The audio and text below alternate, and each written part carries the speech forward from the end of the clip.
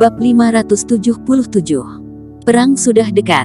Jika ingin mendapatkan kekuatan yang kuat, harus selalu membayar sesuatu.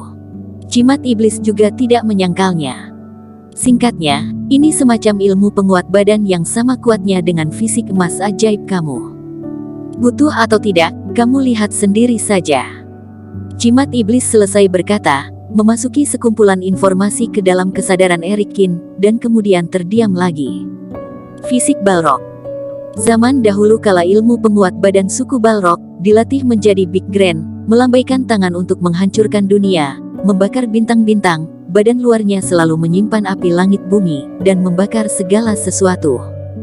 Menyusun huruf yang di atas teknik, sebuah hawa kekuatan tertinggi menghampirinya. Mata Erikin terlewat sebuah pikiran. Dalam ingatan di otaknya, ada teknik luar biasa yang ditinggalkan ayahnya, jadi dia bisa menilai teknik itu benaran. Jimat iblis ini pernah mengatakan aku dalam periode fase penilaian, aku tidak percaya sebelumnya, tetapi sekarang aku malah jadi percaya. Asosiasi Budo Kota B, penjara bawah tanah. Selalu berbunyi suara jeritan dan tangisan minta ampun. Wajah ketua asosiasi tampak tenang, berjalan perlahan ke pintu sel penjara terdalam, mengeluarkan satu benda, membuang ke dalam penjara. Penyihir, lihatlah kepala putramu. Ketua asosiasi memuji, putramu benar-benar kuat, tetapi juga mati di tanganku. Aku menyarankanmu berhenti pemikiran untuk pergi itu, berhenti melawan kami. Wanita itu mengangkat wajahnya yang pucat, menatap kepalanya, melihat lagi ketua asosiasi. Dia meremehkan, ini bukan putraku. Dan kamu sudah kalah. Ketua asosiasi mengejang mulutnya, berkata dengan lembut, jangan menipu dirimu sendiri, ini adalah putramu, putramu sudah dibunuh olehku. Kamu sudah kalah. Wanita mencibir. Ketua asosiasi tidak bisa tahan lagi, dia berdiri dengan keras dan mengaum. Kentut, apa status aku, dia barang apaan?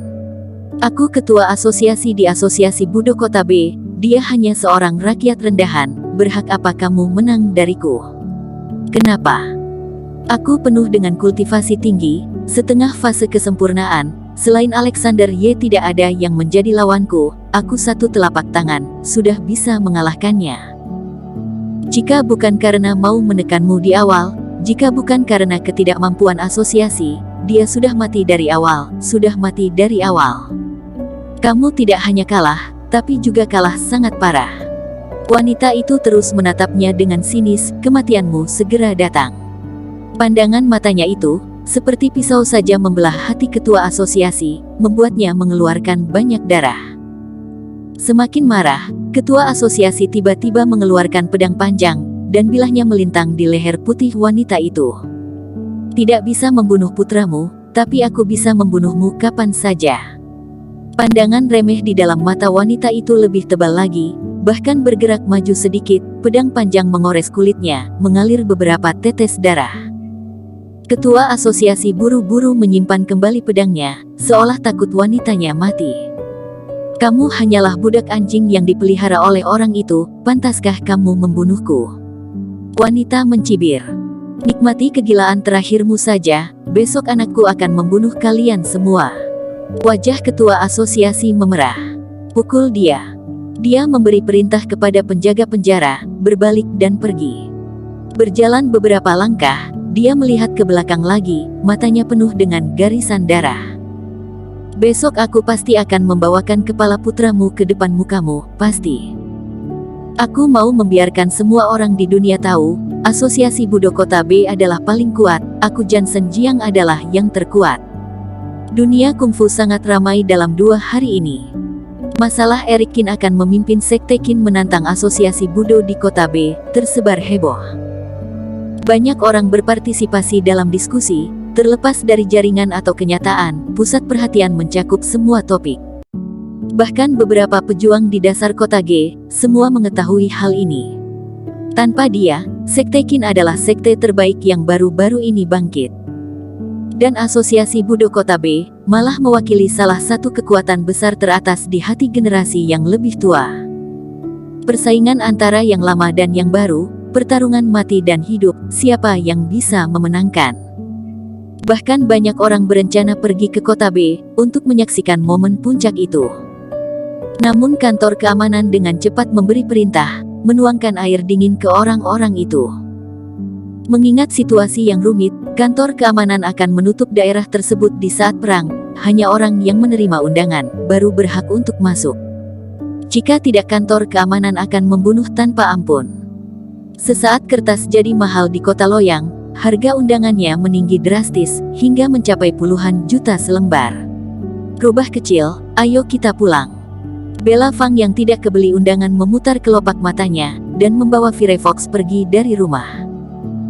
Tuan muda, sudah diatur dengan benar, pada saat itu akan ada orang mengambil video penuh, Anda tidak akan melewatkan bagian heboh apapun.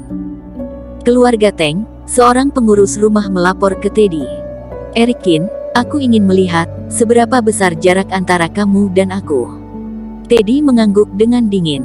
Saat ini cederanya jauh lebih baik, tapi tetap bertindak enggan. Di luar kota B, di sebuah manor. Bawa aku pergi lihat, aku ingin melihat Erikin mati dengan kepala mataku sendiri. Bapak tua di kursi roda itu, semua wajahnya keriput, kepalan tangan terkepal, dan matanya penuh kebencian. Tuan besar, lupakan saja. Pengurus rumah menggelengkan kepala dan berkata, sudah hidup tidak lama lagi, lebih menikmatilah kehidupannya, untuk apa sudah tua masih harus susah payah begitu. Dia telah merebut semuanya dari aku, industri aku, posisi aku, semuanya sudah tidak ada. Dia tidak mati, bagaimana aku bisa mati dengan nyaman? Kakek besar Su mengaum. Bawa aku ke sana. Kepala pelayan menggeleng dengan tak berdaya, mendorong kakek besar Su pergi dari manor. Di dalam rumah sakit, ketua asosiasi perlahan membuka matanya. Dia melihat lengan yang patah, pertama merasa kehilangan, dan kemudian ketakutan, lalu marah.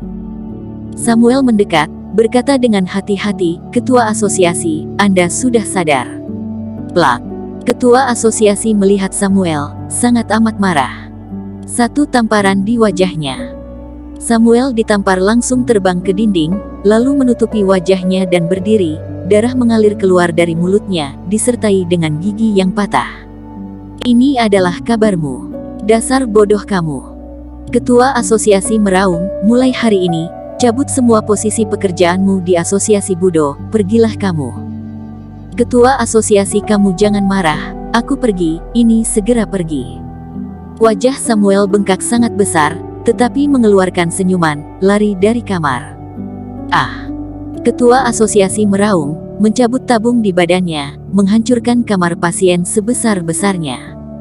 Malam semakin larut, sebuah sentuhan fajar menembus kegelapan. Di dunia tersembunyi, satu bagian dari rumah besar terletak dengan plakat horizontal yang berkilauan menggantung di atas pintu. Kediaman Jiang. Seorang wanita berlutut di tangga pintu, tidak bergerak, seolah-olah patung lilin dari tanah liat. Di dalam mansion, Tuan besar, Nona besar sudah berlutut sepanjang hari. Pengurus rumah membawakan teh pagi untuk bapak tua, berkata dengan hati-hati. Pada hari dia pergi dari keluarga Jiang, dia sudah bukan lagi putriku. Bapak tua itu menyesap teh tersebut, ekspresinya agak dingin. Si tua, bagaimanapun juga Navia adalah darah daging kita. Ibu tua tidak tahan dan berkata, 20 tahun lebih tidak pulang, begitu pulang langsung mau pinjam alat fase kesempurnaan, apalah dia menganggap aku sebagai seorang ayah. Bapak tua itu sedikit marah. Kamu mengusirnya dari rumah keluarga Jiang, tidak akan membiarkannya kembali, bagaimana dia bisa datang melihatimu? Ibu tua itu bertanya. Kamu tidak usah mencarikan alasan, jangan kira aku tidak tahu, beberapa tahun ini kamu diam-diam menulis surat dengannya. Bapak tua itu mendengus. Betul, jadi kamu kira dari mana datangnya teh yang kamu minum itu? Beberapa tahun lalu anak-anak keluarga paman berpenyakit aneh, siapa yang menyembuhkannya? Ibu tua itu berdiri dengan memegang tongkat, saling bersaing. Singkatnya, aku tidak menemui orangnya, tidak meminjamkan barangnya. Bapak tua itu tidak bisa berkata-kata, mendengus, berbalik lalu pergi. Namun gerakannya terlalu besar, saat jalan, sekelompok kunci jatuh di lantai. Bersambung. Terima kasih telah menonton video ini sampai akhir. Jangan lupa subscribe dan nantikan kisah episode selanjutnya hanya di Novel Story. Salam.